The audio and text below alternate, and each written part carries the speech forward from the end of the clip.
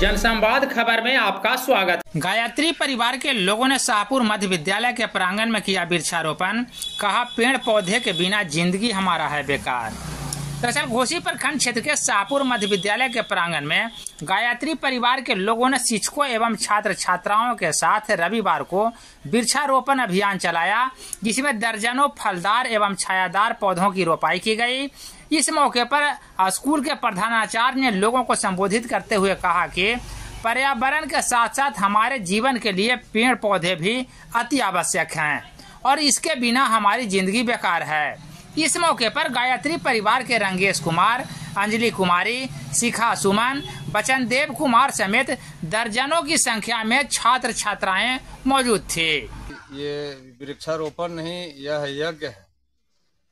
इससे बड़ा सेवा जनता के लिए और कुछ है होगा ही नहीं। इस वृक्षारोपण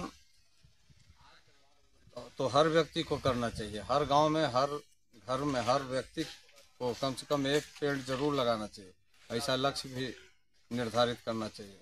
वृक्षारोपण जो गायत्री परिवार के द्वारा किया जा रहा है, यह बहुत ही सराहनीय है।